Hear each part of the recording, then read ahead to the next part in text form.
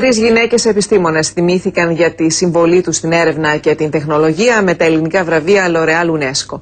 Τα βραβεία εντάσσονται στο αντίστοιχο διεθνές πρόγραμμα για γυναίκες επιστήμονες, το οποίο έχει βραβεύσει τα τελευταία χρόνια περισσότερες από 1.000 ερευνήτριες και συνοδεύονται με οικονομική ενίσχυση αξίας 10.000 ευρώ το καθένα.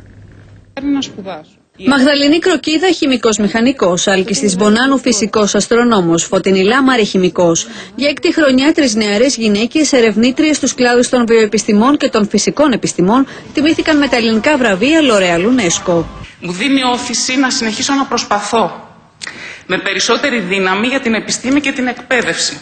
Αυτό το βραβείο για μένα αποτελεί μια εντολή να συνεχίσω την πορεία μου στην επιστήμη και στην εκπαίδευση.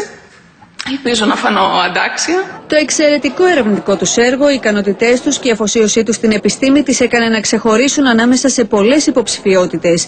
Τα ελληνικά βραβεία L'Oréal UNESCO, εκτός από την ηθική επιβράβευση, συνοδεύονται και με μια οικονομική ενίσχυση αξίας 10.000 ευρώ το καθένα. Η Ελλάδα είναι ο τόπος μου και μου έχει προσφέρει πολλά. Και θέλω και εγώ να της προσφέρω ό,τι μπορώ. Να βοηθήσω να γίνουν οι αλλαγές που χρειάζεται η χώρα μας. Όχι ποιον ξέρεις, αλλά τι ξέρεις.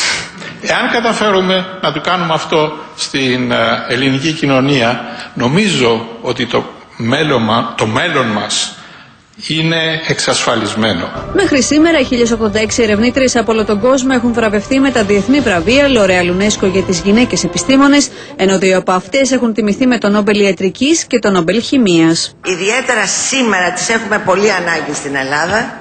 Όταν βλέπουμε γύρω μας και εμφανίζεται μία μαυρίλα, εμείς έχουμε αυτόν τον κόσμο που θα βγάλει την Ελλάδα από το αδιέξοδο και από τη μιζέρια. Αυτές οι χαρισματικές νεαρές γυναίκες αφιερώνουν τη ζωή τους στην επιστήμη για να δημιουργήσουν έναν καλύτερο κόσμο για όλους μας.